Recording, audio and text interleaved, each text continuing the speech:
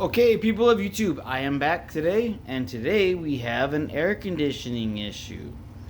So, I already fixed it, got it going, but I put a bug in it. So I put a little test bug so I can show you what I would look for in troubleshooting steps as far as what I did to figure it out.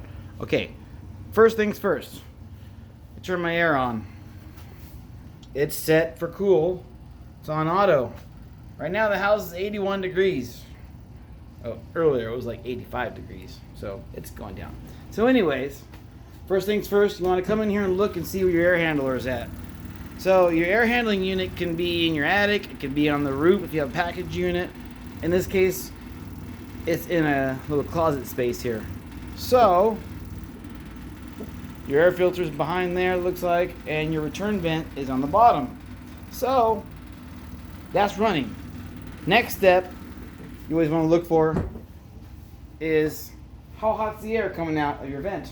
Because if that unit's running, then your vent should be cooling air. So we're going to look at it. What do we got? 80 degrees. That's not much of a difference. So pretty much it's taking the air in this house that is at 82 degrees, running it through the air handler unit, and it's bringing it out at the same temperature. But ideally, it needs to be at least 15 to 20 degrees cooler than what's in your house, if it's working right. So I'll go outside. Let's go check the condenser unit outside. That should be running. If it's not, let's see what happens. Okay, we're out here at the condenser unit, and it's not running. So first thing I did was I came and looked at it. I already got the disconnect box undone, the box where all the power is at inside here. So that's where the heavy juice is at. So be very careful. If you don't know what you're doing, look up some books on electricity. That will give you your answer on how to figure it out. So I'm a trained professional, so I understand this stuff. I know how to do it. So for the people that are just trying to figure out how to fix their AC, if you see that open like that, first thing I would do is turn off all your power to this unit in your house before you even go put your hand in there, because that's the safest way to go. So remember, if you're going to work on that, make sure the power is disconnected.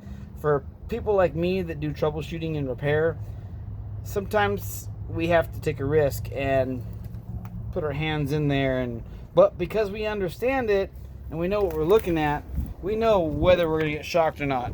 Not saying that I'm not going to get shocked, but who knows.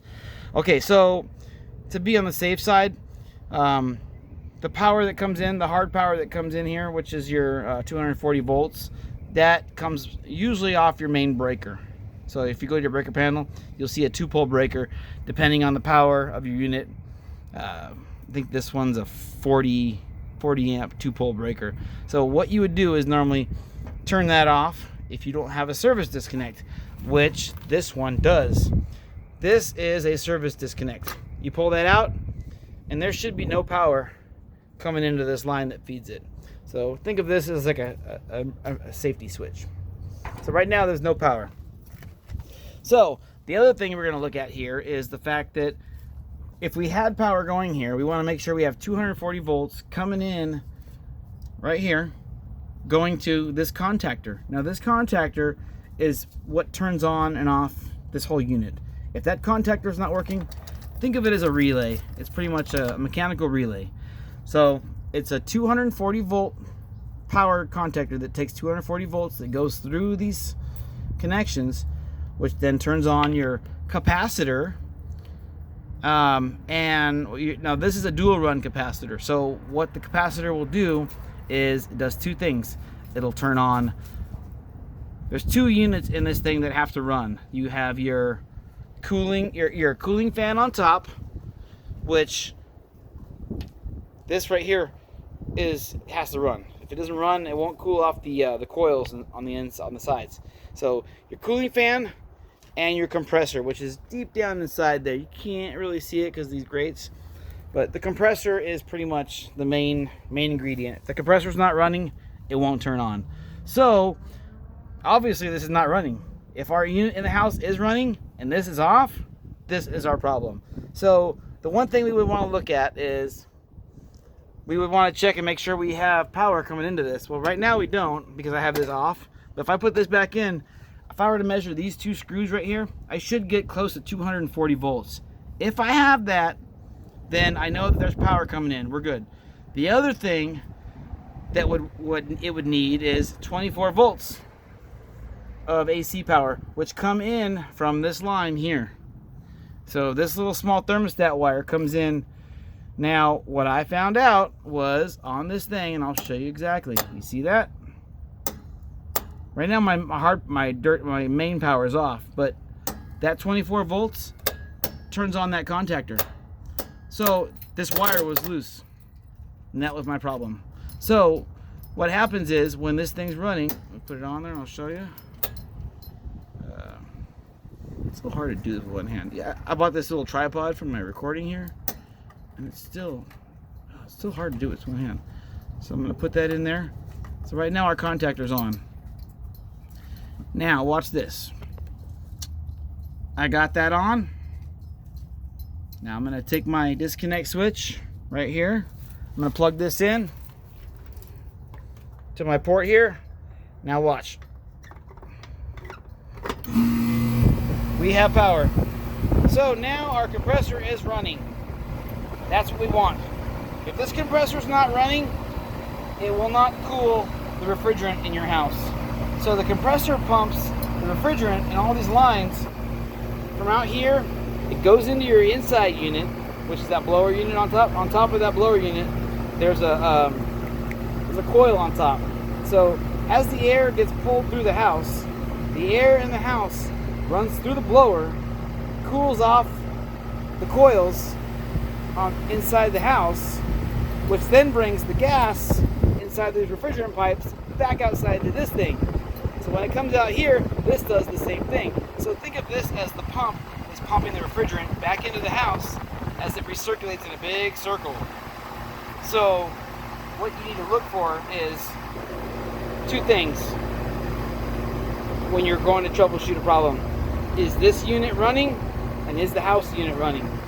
Sometimes your units are in the attic, so you got to go up in the attic and look for them. That sucks, but on a hot day especially, yeah, it's not fun. But if this is not running, that's your problem probably. If the inside unit's not running, it could be a blower, it could be a lot of different things. But basically, in this situation here, I wasn't getting 24 volts from my thermostat line to feed, to turn on my main contactor, which turns on the compressor and the fan out here. So that's my problem. So I'm gonna go inside and we'll show you a little bit more. Okay, we're back in here now. So we got it on. Now what we're gonna do is let's let it run for a minute so that the gas can circulate through it. So as it's running, we know that our blower's on, right? Okay, it's an old unit. What year is this thing? Damn, it's still going, baby. Old Lennox. Jeez. Nice little rattle there. We should tighten that up while we're here.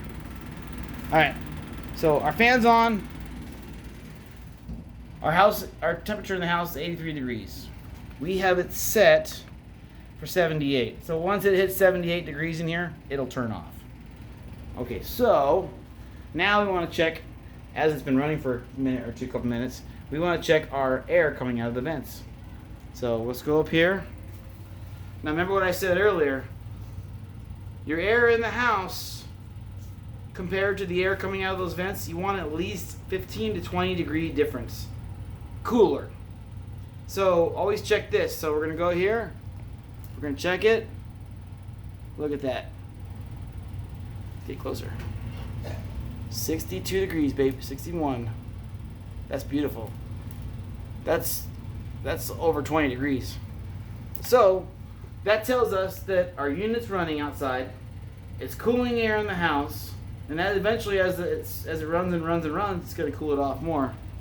So that was my problem. Was pretty much the outside condenser unit was not running.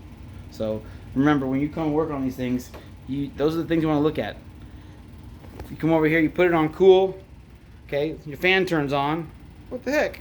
but you have it running for 10-20 minutes. I'm like, man, it's not even getting cold in this house. What the heck's going on? So go outside, look at your condenser unit. Is it running? Sometimes it'll run. There's two things in there that'll run. There's the fan and the compressor. So sometimes when the fan's on, you'll hear the fan, pulling the air out, but you won't hear the compressor on. Now, if you stand out there right when it turns on, usually the compressor will kick on, and you'll know that the compressor turns on because it sounds like a deeper sound. So if the fan's going, the compressor will usually go, or it'll like do a drop, like almost like starting a car. So that's what you want to hear for. So once that's running, but obviously if we know we have cold air coming out of that vent and it's working, then we know that the compressor is running. So if your compressor isn't running, more than likely I would check your capacitor. Most of those capacitors, they're dual run capacitors, which means they have two circuits. When electricity gets fed to it, it turns on one line of the capacitor, turns on your compressor, and then the other line turns on your fan motor. So if you go out there and the compressor's running and the fan's not on, then you'll usually know, because sometimes, yeah, you'll find that out.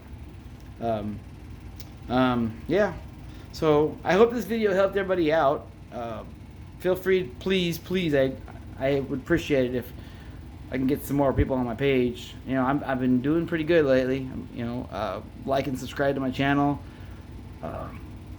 If you guys have any air conditioning issues at your house, let's say someone's online right now and Bob is looking up how to fix an AC and I didn't answer his question.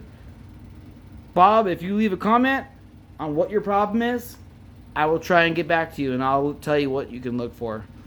That way you put you in the right direction. So that's what I like to do. I'm a helpful person. I like to help people. I try and record videos when I'm doing jobs, but sometimes it's kind of hard because, some customers are like, what are you doing? You're not going to put me on the internet, are you? I'm like, no, some are cool. I tell them I got a YouTube page.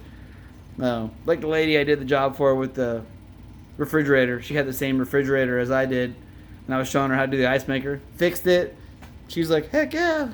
So she was cool. I bet if I were to ask, hey, can I record a video on how to replace the ceiling fan or change this light fixture out, she probably would have been cool, but I didn't ask.